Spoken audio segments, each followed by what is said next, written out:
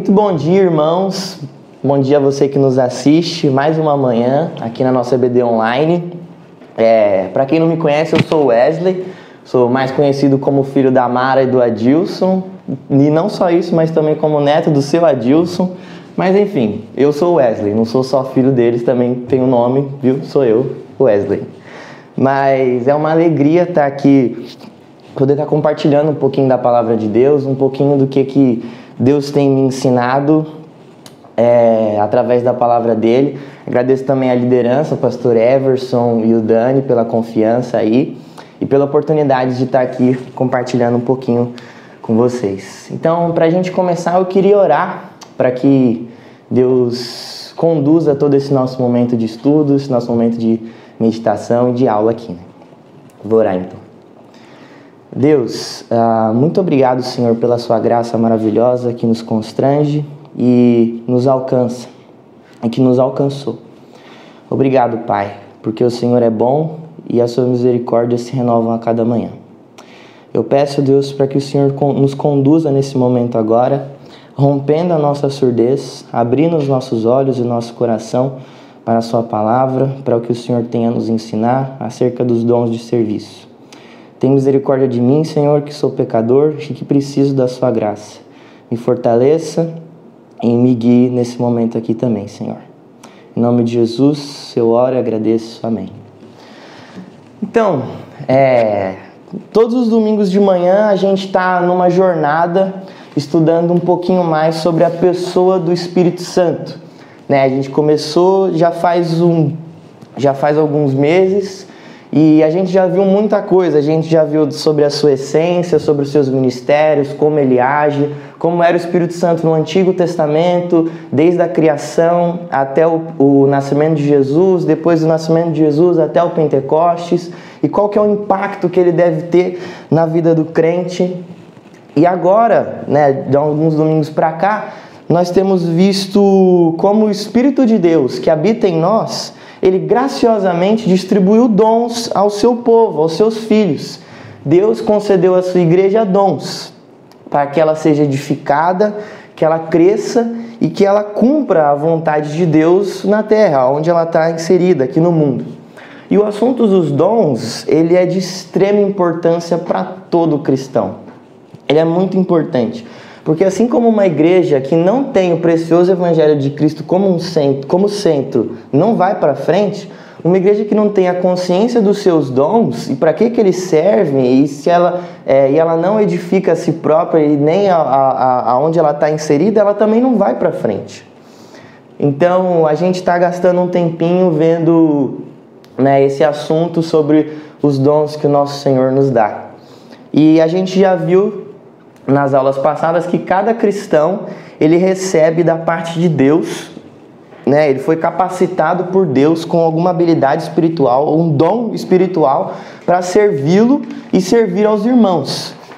E é necessário que você tenha consciência disso para que você ache o seu lugar no corpo de Cristo. De que maneira você pode servir a Deus? Então, de que maneira que, com o dom que Deus me deu, com essa habilidade espiritual, com esse presente que Deus me deu para servir a Ele, como é que eu posso usar isso, aonde eu estou inserido, como é que eu posso usar isso para que a igreja de Cristo seja edificada, para que o corpo de Cristo seja edificado? Então, são perguntas que a gente tem que se fazer e não só ficar se fazendo, mas também buscar em Deus e colocar em prática isso. E a palavra do Senhor, ela nos ensina que um dom, ele é dado. Essa palavra no original, ela vem da mesma raiz da palavra graça, é a questão do carisma, igual que a gente já vimos nas outras aulas. E meio que o seu significado que são habilidades que Deus concede graciosamente para o seu povo para que eles o sirvam. Semana passada a gente viu a respeito dos dons espirituais, categorizados assim. De alguns dons espirituais categorizados como dons de ministério ou dons ministeriais, que são eles o dom de apóstolo, do apostolado, do evangelista, do profeta, do pastor e do mestre. E hoje a gente vai ver um pouquinho mais sobre os que são categorizados como dons de serviço. todos os dons, eles são para servir aos outros. Mas segundo a lista aí que a revistinha propôs, né, que a palavra de Deus também ensina, ele lista como se fosse tipo alguns dons num trato mais relacional entre as pessoas, um pouco mais tete a tete. E quando a gente fala a respeito de dons de serviço, às vezes é comum a gente dar um certo menosprezo para eles, como se eles valessem menos, ou como se eles fossem menos importantes que os outros dons. Então, tipo, o dom de misericórdia, ele é muito inferior a um dom de ensino. Por quê? Porque esse dom de misericórdia, às vezes ele vai estar sendo exercido e não vai estar, então, em evidência. Então, logo na nossa cabeça, no nosso coração pecaminoso, a gente já automaticamente já liga como se fosse um dom muito inferior. Só que não é assim. Todos nós estamos servindo a Deus de igual modo. Isso não é verdade. Você não vai encontrar nas Escrituras autenticando que existe um dom que é menosprezado pelos outros por ser menor que os outros. Isso não existe. Mas enfim, levando em consideração todas essas coisas, essa recapitulação, a gente vai ler o nosso texto base de hoje. Eu vou pedir para que você fique com a sua Bíblia aí aberta em 1 Coríntios 12. A gente vai ler alguns versículos. E se você tiver a sua revistinha aí em casa, acompanha com ela também, que acredito que vai ser muito bom para você poder... A questão de anotações e tudo mais. Então, o primeiro texto que a gente vai ler, o nosso texto base, é o de 1 Coríntios 12, do versículo 8 até o 11.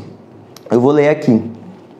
Há diferentes tipos de dons, mas o Espírito é o mesmo. Há diferentes tipos de ministério, mas o Senhor é o mesmo. Há diferentes formas de atuação, mas é o mesmo Deus quem efetua tudo em nós. A cada um, porém, é dada a manifestação do Espírito, visando o bem comum.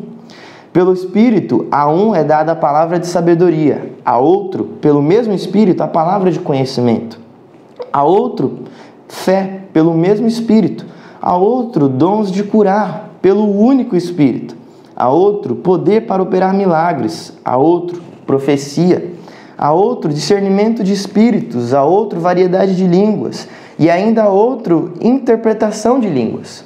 Todas essas coisas, porém, são realizadas pelo mesmo e único Espírito, e Ele as distribui individualmente a cada um como quer. E esses versos são muito interessantes porque diz que é o próprio Deus que distribui em seus filhos, naqueles que creem nele, esses dons, essa capacidade, essa habilidade espiritual, esse dom espiritual. Então o próprio poder vem dele. E no versículo 11 diz que todas essas coisas, porém, são realizadas pelo mesmo e único Espírito. Deus graciosamente concede aos seus filhos habilidades espirituais. Só que a gente também costuma confundir e também dar uma falhada em achar que somos nós os poderosos, porque nós estamos fazendo aquilo, porque a gente que está exercendo misericórdia, exercendo generosidade, ensinando, pastoreando, que o poder vem de nós, é da nossa força. Quando na verdade o foco disso tudo é que a glória seja para Deus, seja para o nosso Deus. Por isso que o versículo é bem claro quando ele diz que todas essas coisas, porém, são realizadas pelo mesmo e único Espírito. E ele distribui individualmente a cada um como quer. Então, é da vontade de Deus o dom que você vai ter, é a vontade de Deus, a capacidade que você vai ter, é Ele que decide qual que vai ser o seu dom e qual que vai ser o seu papel no corpo de Cristo. E vamos ver um pouquinho mais a fundo alguns desses pontos aqui nessa primeira parte de 1 Coríntios. E o primeiro dom que ele fala aqui é o de sabedoria, né? Na minha versão, da palavras de sabedoria. Talvez a sua versão possa estar um pouquinho diferente, que está lá no versículo 8. E um autor fala algo muito interessante sobre esse dom, que é que aqui é focalizada a habilidade de compreender e de transmitir as coisas mais profundas do Espírito de Deus. A sabedoria, ela é algo muito enfatizado nas Escrituras, né? Tanto que a gente tem um livro todinho só com palavras de sabedoria, um livro de sabedoria que é Provérbios. Então Deus ali revelou como a sabedoria dele funciona e como é que a gente pode aplicar isso na vida prática, na nossa vida diária, de forma prática. Em Tiago 1,5 também diz que se alguém não tem sabedoria, é só pedir a Deus que Ele dá livremente e de boa vontade. E segundo essa lista aqui de 1 Coríntios, a gente pode ver que sabedoria ela também é um dom de Deus, com a finalidade da edificação do corpo. Não é só a sabedoria é livre para quem quiser buscar. A sabedoria de Deus está totalmente revelada na palavra dele. Mas Deus dotou alguns dos seus filhos com esse dom especial, né? Com essa habilidade especial, quase que sobrenatural, de ser sábio e de falar palavras de sabedoria nos outros. E a tradução definição de sabedoria na Bíblia, mais ou menos, é aplicar todo o conhecimento na vida prática. Ou seja, é aplicar tudo aquilo que a gente sabe, tudo aquilo que a gente conhece na nossa vida diária. Existem pessoas que têm o dom para isso. E não só de aplicar na vida diária, mas também como falar palavras sábias para outros em momentos específicos. O segundo dom da nossa lista é o dom do conhecimento, ou palavra de conhecimento, que também está no versículo 8, na segunda parte.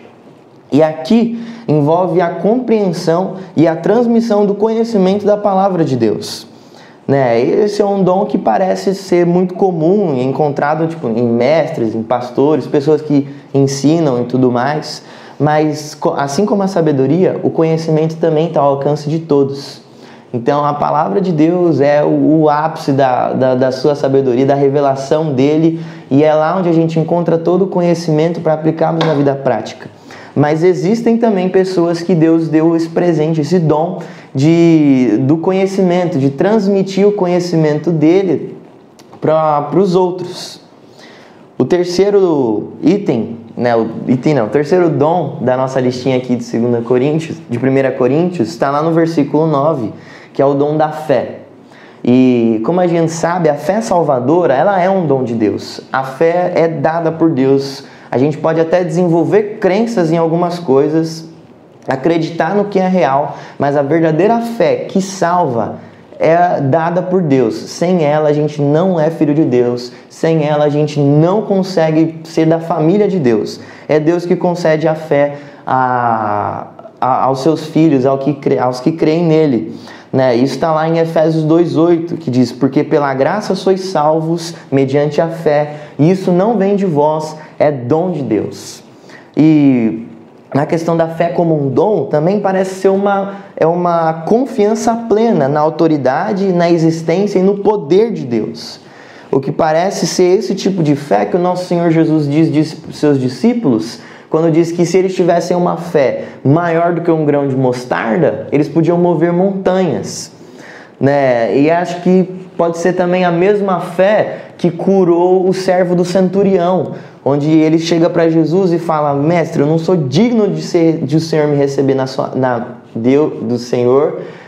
eu receber o Senhor na minha casa, porque eu sei que eu tenho muitos homens ao meu comando, eu tenho muita gente ao meu comando, e se o Senhor disser seja curado, o meu rapaz vai ser curado, o meu servo vai ser curado. É a fé, e a fé é necessária para o exercício de todos os dons espirituais. É esse tipo de fé que Deus concede, a fé salvadora Deus concede a todos os seus filhos. Mas esse tipo de fé como um dom, a fé especial, assim, é uma coisa que a gente tem que ir atrás, e Deus derramou essa porção de fé como um dom em alguns dos seus filhos. Mas uma vida cristã sem fé, ela acho que nem pode ser chamada de vida cristã. Porque como diz o texto de Hebreus, sem fé é impossível agradar a Deus. Então, o texto continua, e dando continuidade à lista dos nossos dons espirituais, o próximo é o de discernimento de espíritos. Está lá no versículo 10. Há outros a outro o poder para operar milagres, e a outro profecia, e a outro discernimento de espíritos. E é o dom de perceber e distinguir entre os espíritos bons e os espíritos maus, ou apenas espíritos humanos, né? Distinguir se a pessoa fala da parte de Deus, se ela fala da parte do Satanás e seus demônios, ou se fala da parte de homens mesmo, né? E a gente vai ver alguns dos exemplos que a palavra de Deus dá sobre como esse dom se manifesta. A primeira delas, vou pedir para que você abra aí comigo, acompanha comigo, está lá em Atos 16, no versículo 16 ao 18. E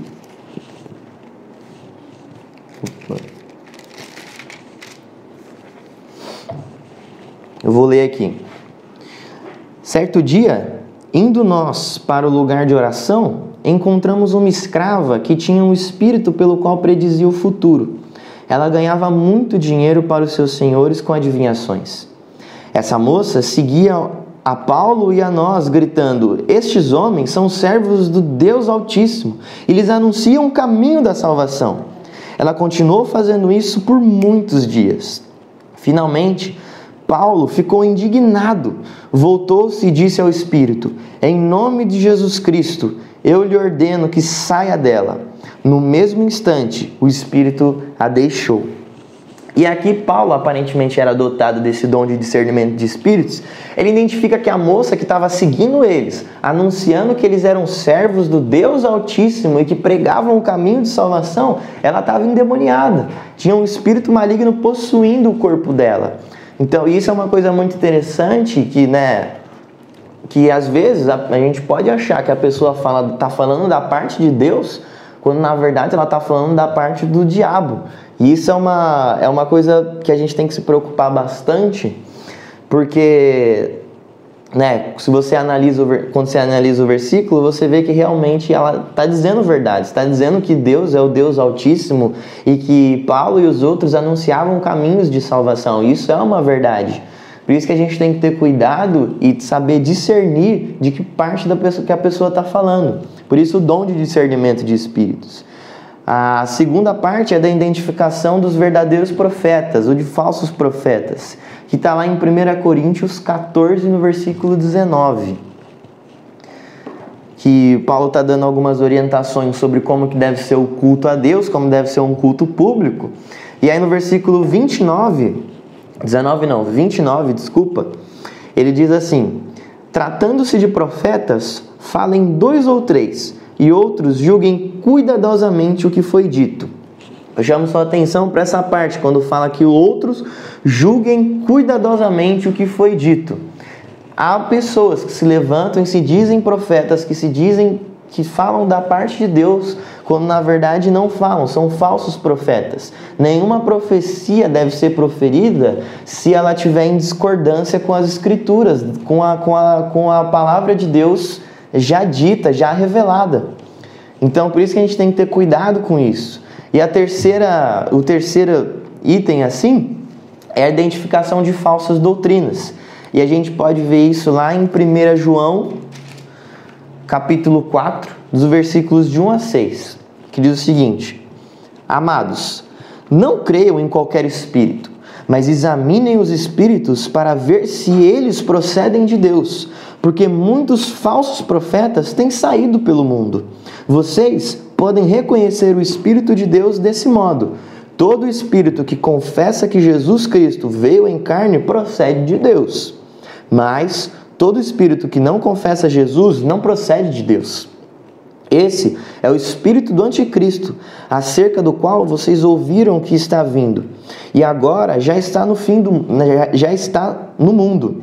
Filhinhos, vocês são de Deus e os venceram, porque aquele que está em vocês é maior do que aquele que está no mundo. Eles vêm do mundo, por isso o que falam procede do mundo, e o mundo não os ouve, e o mundo os ouve. Nós viemos de Deus, e todo aquele que conhece a Deus nos ouve, mas quem não vem de Deus não nos ouve. Dessa forma, reconhecemos o espírito da verdade e o espírito do erro.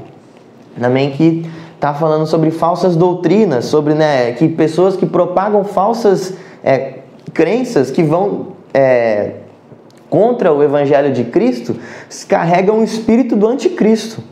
Então, mas todos nós devemos fazer essas coisas. Todos nós devemos identificar falsos profetas, identificar falsos mestres, identificar falsos espíritos, né? Espíritos que atuam, estranhos, que atuam no meio da igreja.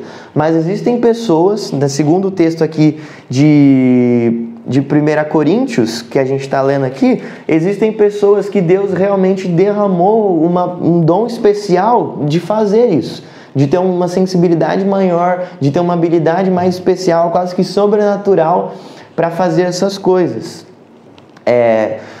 O quinto item da nossa lista de dons de serviço, ele está lá em Romanos 12, versículo 7. E eu também vou pedir para que vocês abram aí comigo que a gente possa ler aqui um pouquinho. No versículo, na verdade vamos ler desde o versículo 6, que é aqui onde ele fala, que vai falar sobre os dons. Romanos 12, versículo 6.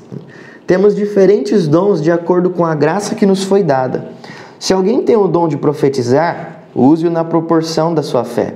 Se o seu dom é servir, sirva. Se é ensinar, ensine. Vou ficar só até o versículo 7 aqui. E esse dom de serviço, ou como está na sua revistinha, dom de ministério, ele é pouco explicado na Bíblia, pouco explicado aqui nos textos bíblicos. Mas alguns estudiosos, eles pensam que isso aqui está totalmente relacionado ao serviço dos diáconos, por causa da palavra serviço, que é diaconia no original. Mas o que parece é que, segundo o texto de Romanos 12, se você lê ele todinho, em todo o seu contexto, dá um sentido muito mais amplo, né? Com que pessoas que têm esse dom, elas apoiam, servem, auxiliam e estimulam outros irmãos que atuam em outras áreas, fazendo com que o ministério da igreja seja cumprido com excelência, seja excelente. O serviço vai muito além só do que... o serviço na igreja, vou dar um exemplo prático, vai muito além do que só a higienização do culto ou da galera que chega antes. Vai muito além disso. E o próximo, o dom da nossa lista aqui, é o dom de governo, o dom de liderança. E está lá em Romanos 12, no versículo 8, e também em 1 Coríntios 12, no versículo 28. Em Romanos 12, está escrito assim: se é o de dar ânimo, que assim faça. Se é o de contribuir, que contribua generosamente. Se é o de exercer liderança, que exerça com zelo. Se é o de mostrar misericórdia, que o faça com alegria. Aqui nesse texto de Romanos, na minha versão está escrito de exercer liderança. Na sua versão pode estar de governo ou de coisas parecidas. Em 1 Coríntios 12, 28, também vai falar sobre, na minha versão aqui na NVI, está escrito dons de administração, que também nessa questão de governo e tudo mais, que se refere a isso mesmo. Aqui se refere àquele que governa, ou seja, o governador ou alguém que exerce liderança. É alguém que tem o dom de presidir, administrar, gerenciar, de gerir pessoas.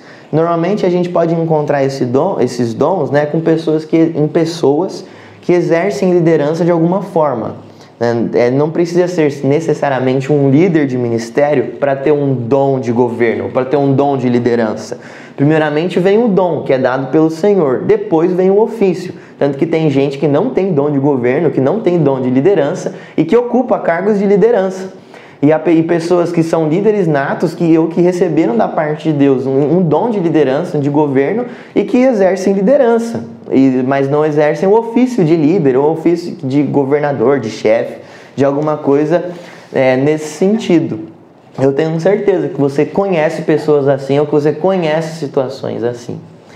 E o texto de Romanos, a gente vai ficar agora mais aqui no texto de Romanos 12, o próximo item dessa parte de dons de serviço é o da exortação. E no Romanos 8, aqui no Romanos 12, versículo 8, está escrito dar ânimo, né? De dar ânimo, se é de dar ânimo, que assim faça. Quando a gente pensa nessa palavra exortação, às vezes a gente já entra em choque, ou já fica um pouco nervoso, porque a gente já pensa, lá vem bomba, lá vem repreensão, lá vem correção, eu fiz alguma coisa de errado, ou exortação é só chamar a atenção dos outros, quando na verdade o sentido da palavra não é só isso.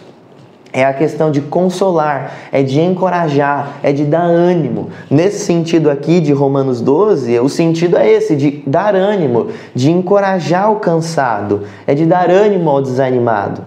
Óbvio que existe também o que tem o sentido de correção e de repreensão, e também tem que estão envolvidos aqui também. Mas como eu disse antes, o significado ele é muito amplo.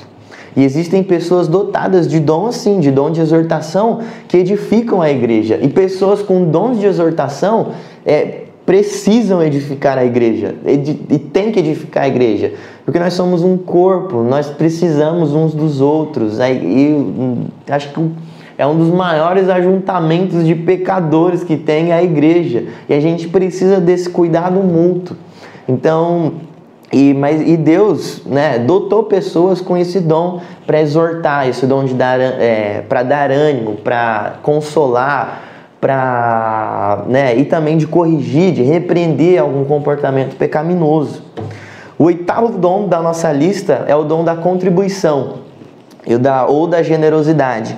Aqui na minha versão está escrito contribuir, porque faça isso generosamente. Sobre esse dom, John Stott ele disse que deve ser feito com generosidade, sem murmuração, com sinceridade e sem segundas intenções. E o princípio da generosidade vai muito além do que só a prática do dízimo. Não é só isso. Ela envolve uma contribuição total, uma entrega de todo o seu ser. Não é apenas financeiramente, mas fisicamente.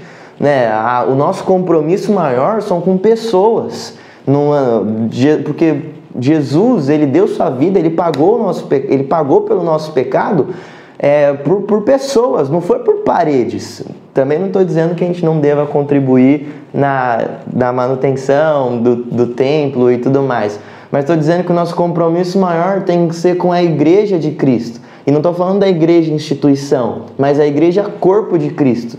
E a generosidade, Deus dotou algumas pessoas de enxergarem a dor do outro, financeira ou espiritualmente, e as pessoas contribuírem com isso.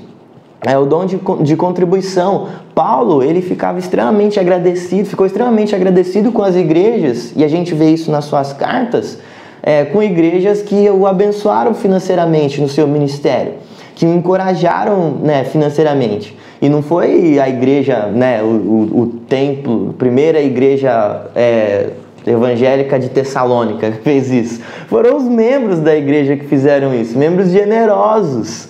Foram os membros que tinham, alguns provavelmente deviam ter esse dom de generosidade. E assim o corpo vai sendo edificado cada vez mais.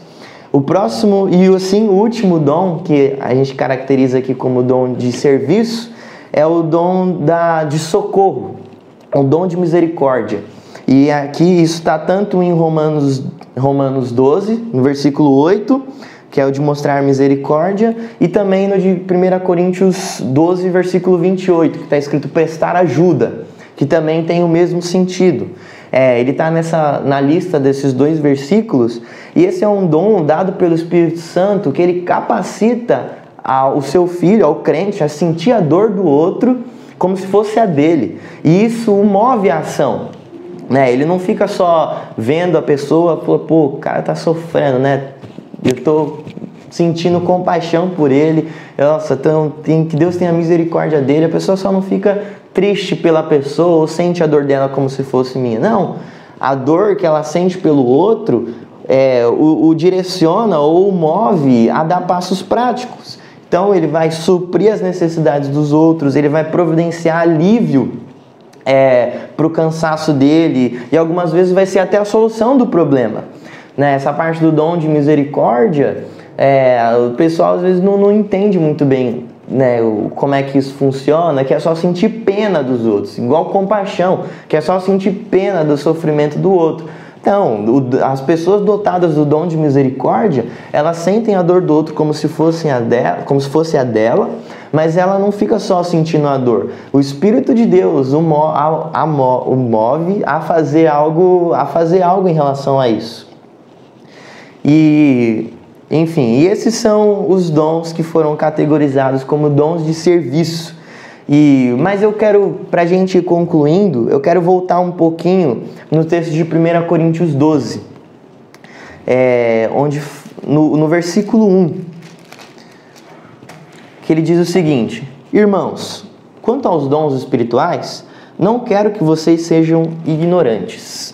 E para mim esse é um dos versos mais importantes que enfatizam a importância que a igreja fique ciente do que Deus ensina sobre os dons, né? E quando a gente pensa nisso, a gente tem que levar em consideração 3 coisas, ao meu ver, que eu acho muito importantes. A primeira é que o dom, ele é dado por Deus. O dom, ele não é revogado. Então, Deus, ele te deu o dom, ele não tira. E isso, eu vou comprovar isso, que não é teoria minha, está na Bíblia. Está lá em Romanos 11, 29. Está escrito o seguinte: Pois os dons e o chamado de Deus são irrevogáveis. Deus não tira o dom da pessoa, mas você pode muito bem negligenciar a prática dos dons, deixando de fazer algo que Deus te capacitou para fazer, e aí você não glorifica o nome de Deus e não edifica a igreja de Cristo. Então, nas Escrituras a gente tem 5 passagens de listas de dons. A primeira delas é a de Romanos 12, do versículo 6 ao versículo 8. A segunda é de 1 Coríntios 12, do versículo 8 ao 10, como a gente acabou de ler. E a terceira é de 1 Coríntios 12 também, no versículo 28. A quarta é em 1 Coríntios 14 e a quinta é em Efésios 4, de 11 a 13. E o meu convite para você essa manhã é que você examine essas listas com cuidado e exerça os seus dons. Porque segundo a palavra de Deus, todos os cristãos, todo aquele que é um cristão professo, que foi batizado no Senhor Jesus, aquele que confessou Cristo como único e suficiente Salvador, Deus derramou o seu Espírito e o Espírito concedeu dons. Então, alguma coisa você faz. Não tem essa de, eu não sei fazer nada, eu não tenho habilidade para nada. Alguma coisa Deus te deu a capacidade de fazer e você tem que fazer. Negligenciar os dons eu acho que é pecado, cara. É pecado. Você não pode esconder, igual como fala na parábola dos talentos, você não pode esconder algo que Deus te deu. Você não pode esconder o seu dom espiritual e não edificar o corpo de Cristo. Ele precisa fazer. E a segunda parte, a segunda consideração que a gente tem que fazer quando pensa nos dons é chegar no outro extremo. Se um extremo é o de negligenciar, o outro é o da gente se enquadrar igual a igreja de Corinto, né? Que era uma igreja que se orgulhava da sua espiritualidade porque ela tinha muitos dons, ela tinha praticamente todos os dons. Mas é só você ler a carta de 1 e de 2 Coríntios que você vai ver que dom espiritual, o dom espiritual, ele não é aferidor de espiritualidade. Uma igreja, o grau de espiritualidade de uma igreja, ele não é medido pela manifestação dos dons dela. Não é.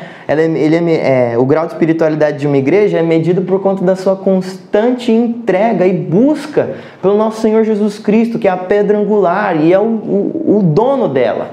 Porque ela pode muito bem ser cheia de carismática, cheia de dons, mas ser sem caráter. Esse é o outro extremo que a gente tem que tomar cuidado. E o terceiro é o dom não tira a sua responsabilidade de obedecer a Deus. A gente ouviu bastante isso nas outras semanas, mas não é só porque Deus derramou dons especiais em pessoas, as pessoas que exercem misericórdia, que têm dons de ensino, que têm o dom da generosidade, que têm o dom da fé, que tem dons de conhecimento, que tem dons de sabedoria, que tem todos esses dons que a gente viu hoje. Não é só porque Deus derramou dons específicos na vida de alguns que você tem que negligenciar isso, porque quase a Bíblia nos exorta constantemente a sermos generosos, a sermos misericordiosos, a buscarmos a sabedoria, a buscarmos o conhecimento, enfim, a toda essa lista que a gente viu aí. Então, só porque Deus derramou em alguns uma habilidade especial de fazer, isso não quer dizer que você não precisa. Um clichêzão que é muito verdade é a questão do evangelismo.